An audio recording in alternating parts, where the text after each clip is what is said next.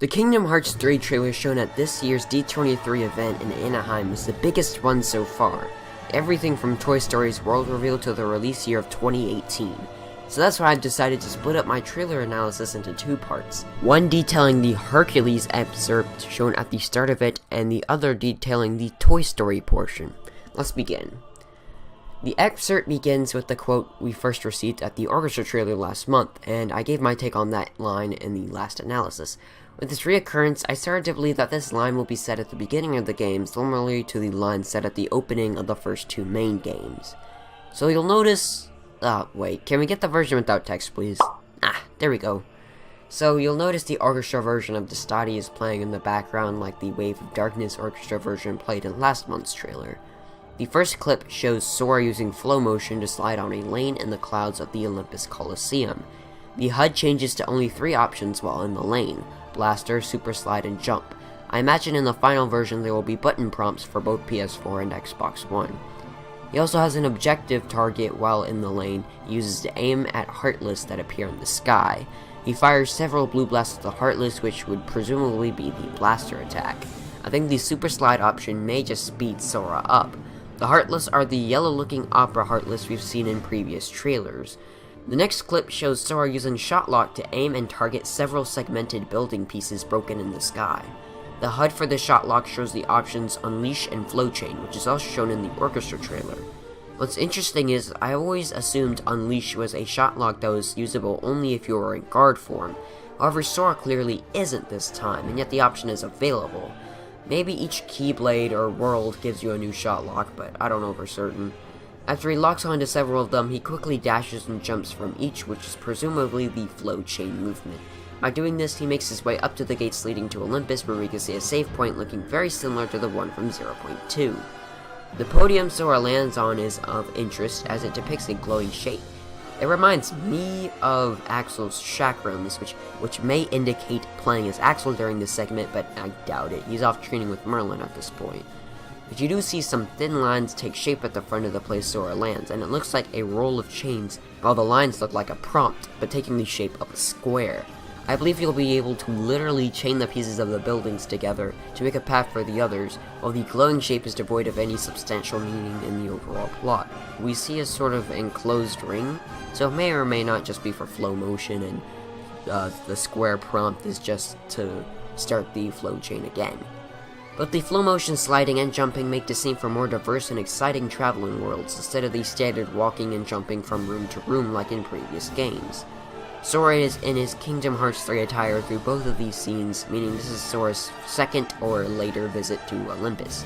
The clip after this shows Sora fighting Neo Shadow Heartless and Dusk Nobodies in the grassy area in front of the old mansion in Twilight Town, marking the first time we see in-game footage of Twilight Town besides the area in front of the patched-up hole apart from Mysterious Tower, if you want to count that. Sora performs the same combo he did in the orchestra trailer with the Star Keyblade, which I'm pretty convinced is the keychain you get for completing Twilight Town. The reasoning behind this thinking is that Sora has always sported the Keyblade that belongs to that world whenever he's in it, in these trailers, like in Olympus Coliseum and the Toy Story world. Either that or this Keyblade is a mere placeholder. In the Japanese version, Sora performs a clean dodge roll reminiscent of Aqua's cartwheel in 0.2, which is nice. He activates a situation command entitled Double Arrow Guns, and his Keyblade transforms into the 2-shoot blasters that we saw in previous trailers. His clothes change blue during the transformation, which is probably a drive form, and appears to be tied to the Double Arrow Guns Keyblade transformation, the way that the drive forms and Keyblade transformations have appeared to be so far.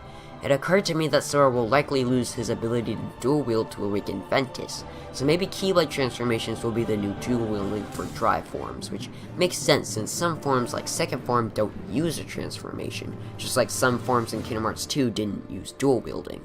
At the health bars, we see Goofy's health has nearly been depleted, and his icon represents that. Weirdly, I don't recall Donald or Goofy's portraits ever changing whenever they were low on health. It was instead portrayed by a flashing red light on their icon, so this is a nice improvement. Sora continues firing blasts from the double arrow pistols at various Neo Shadows and Dusk until he further transforms his arrow guns into a big cannon we saw previously at the E3 2015 trailer. It seems to obtain the situation command, you must first activate the arrow guns and fire some blasts at enemies in combos. This means some Keyblades will have 2 stages of transformations before the finisher.